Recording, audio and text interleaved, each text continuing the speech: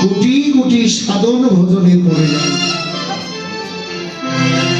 জানতেই হোক অজান্তেই হোক, যদি কেউ একবার বৈষ্ণব চরণে অপরাধ করে ফেলে, ওই অপরাধের খণ্ডন একমাত্র বৈষ্ণব করতে পারে। এটা সাধ্য নাই মহাপ্রভুর যে ক্ষমা করবে। প্রমাণ আছে অনেক। সচিমাও অপরাধ করেছিলেন অদ্বৈতের চরণে, মহাপ্রভু সচিমাকেও ক্ষমা করেন। এর জন্য নিজের শচীর আঙ্গিনা পরিত্যাগ করে শিবা সঙ্গ লেগে গেছে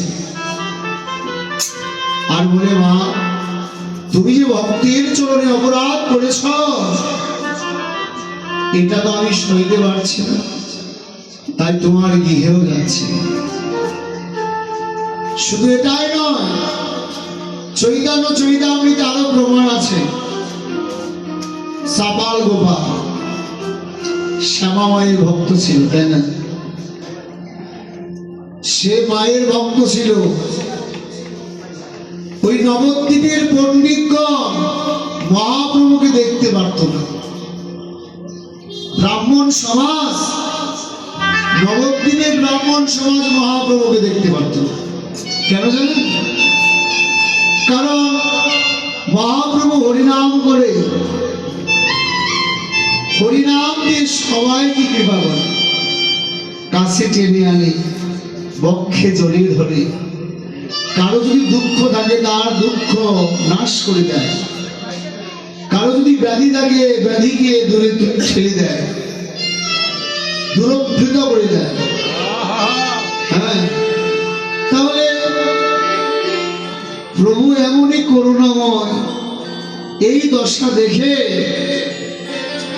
মনে মনে ভাবে, এর জন্য তো নবদ্বীপে কেউ আর বাকি থাকবে না, সবাই তো এর পক্ষে আসবে, এর দলটা ভারী হয়ে যাবে।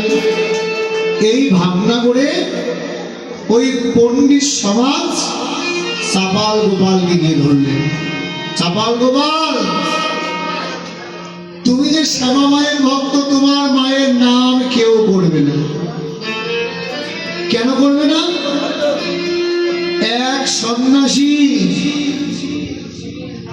হরিনাম দিয়ে জগৎকে বাঁধাচ্ছে, হরিনাম দিয়ে সবাইকে টেনে কাছে নিচ্ছে, হরিনাম দিয়ে তাদের করুণা করছে, কৃপা করছে, প্রেম দান করছে। তোমার শ্যামা মায়ের নাম কেন নেবে? যখন এ কথা বললো, হায় হায়, উপায় উপায় একটি আছে। এই শিবা সঙ্গনে মহাপ্রভু হরিনাম করে। এই শিবা সঙ্গনকে তোমার অপবিত্র করতে হবে।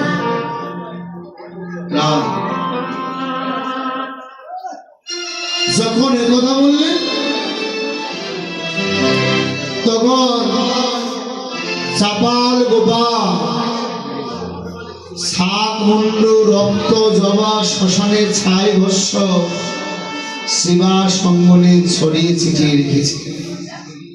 সকালবেলা ওই পথে যেই যাবে সেই ওদের দুর্নাম করবে, ওদের কুল মান লুটাবে। যারা এখানে বসে তো হরিনাম করে না, ওরা মদ্যপান করে। হ্যাঁ, এমন করে যখন ছড়িয়ে ছিটিয়ে চলে গেলেন চাপাল গোপাল, মহাপ্রভু হরিনামকে বিশ্রামে রেখে শিবাসকে বলে, তুমি সেই উঠানের দরজাটা খুলে দাও, আমরা সবাই বিদায় নিয়ে চলে যাব। যখন দরজা খুলতে গিয়েছে, দেখে ছাগ মুন্ড, রক্ত, জবা ফুল দেখে হায় হায়, এ কি করলো, কে করলো এত বড় অন্যায়? শিবা ঝরঝর করে কাঁদছে। প্রভুকে তো বলা যাবে না। শিবা সবগুলো একটা পাত্রে নিয়ে গঙ্গায় ফেলে স্নান করে ঘরে আসলেন। মহাপ্রভু বললেন, শিবাস, তোর তো কখনই এত দেরি হয় না, তোর কেন আজ দেরি হয়েছে? বল। বলে আমি পাতক স্নান করে এসেছি তো, তাই দেরি হয়েছে। মহাপ্রভু তো অন্তর্যামী, সব বুঝতে পারে। বলে শ্রীবাস, তুই যদি নাও বলিস যে অপরাধ তোর গিয়ে হয়েছে তার কোনদিন ক্ষমা হবে না। দেখলেন, প্রভু কাউকে ক্ষমা করেন না, যদি তার চরণে, প্রভুর চরণে অপরাধ হলে ক্ষমা করে, একবার দুবার তিনবার, কিন্তু ভক্তের চরণে যদি একবার অপরাধ হয় কোনদিন ক্ষমা করে। হ্যাঁ, তাই ভক্তের চরণে অপরাধ করা যাবে না। ভক্ত যেমনই হোক, হত দরিদ্র, ভিখারি, কাঙ্গাল, অসহায়, পথিক, সেও যদি ভগবানের নাম স্মরণ করে, তাকে সে আসন দিতে হবে, তার সঙ্গ করতে হবে, তার রজধূলি অগ্নি মারতে হবে। প্রভুর কাছে উঁচু নিচু নাই, হত দরিদ্র নাই, ভিখারি নাই, কাঙ্গাল নাই, সবাইকে নিবা। সে হোক কৃপার যোগ্য, হোক কৃপার অযোগ্য, কাউকে বঞ্চিত করেন, করবেও না।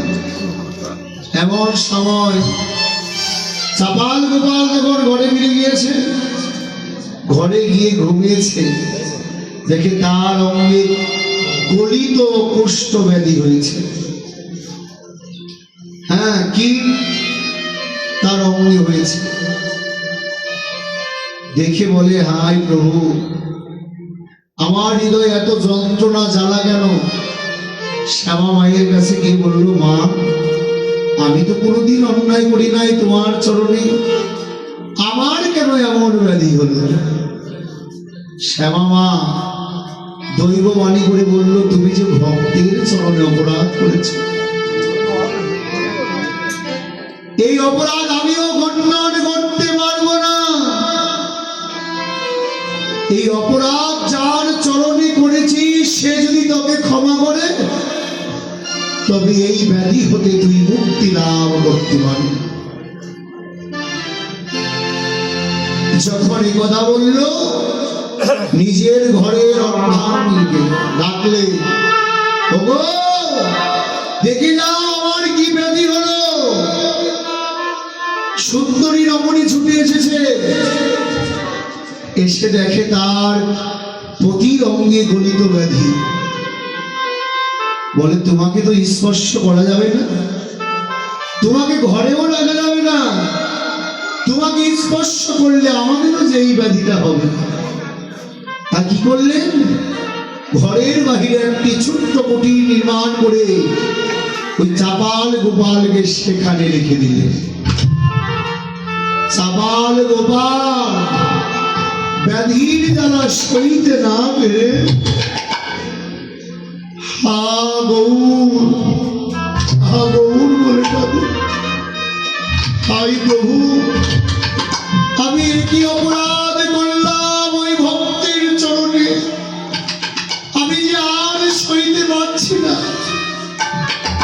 এই বলে কাঁদতে কাঁদতে আত্মস্মৃতি হারিয়ে ফেললেন। নিজের অর্ধাঙ্গিনী গিয়ে যখন নিজের পতিকে দূরের থেকে ডাকছে, তার তো আত্মস্মৃতি নেই, শুনতে পাচ্ছে।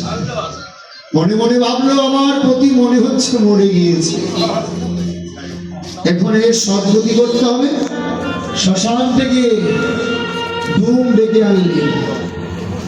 ওরে কালাচা, তোরা আমার পতির সদ্গতি করে দে রে। সে তো আর নাই। শ্মশানে ডুব এসে ওই দেহটাকে নিয়ে গেলেন শ্মশানে। শ্মশানে যখন নিয়ে গেলেন, চিতা সাজিয়েছে, তার উপরে উঠেছে। আগুন যখন মুখে দেবে, তখন বলে, হায় ওরে, আমি তো এখনো মরি নাই রে, তোরা আমাকে আগুন দিচ্ছিস। ওই ডুব ভয়ে লুকিয়ে গেলে, ভাবলেন যে ভূত, হ্যাঁ প্যাতের উদয় হয়েছে। ভাবলেন ডরেছে, ভয় পেয়েছে, ওই চাপাল গোপাল হামাগুড়ি দিয়ে মাটিতে পড়ে গেলেন।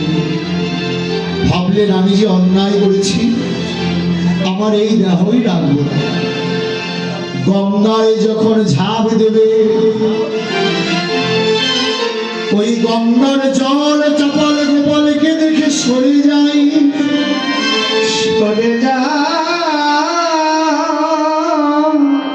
গঙ্গার জল চাপাল গোপালকে দেখেও ভয়ে লুকিয়ে যায়, সরে যায় অনেক দূরে, অনেক দূরে। তখন বলে, প্রভু হে, আমি এমনই অপরাধ করেছি, আমার অপরাধ গঙ্গায় সেও নিতে চাচ্ছে না।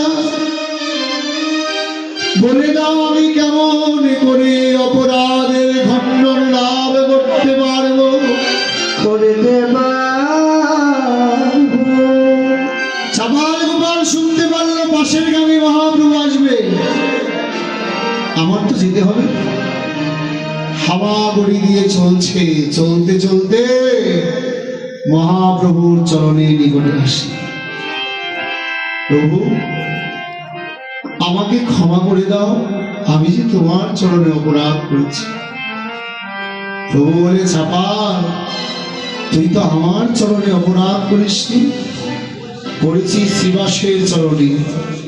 শিবাস যদি তোকে ক্ষমা করে তবেই তোর ব্যাধি মুক্তি লাভ হবে, আমি কিছুই করতে পারব। শিবাস বলে, প্রভু তুমি থাকতে আমার কাছে কেন পাঠাচ্ছ?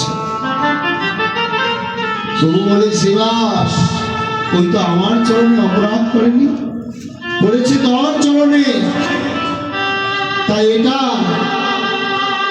বিধান তুই দিতে পারবি।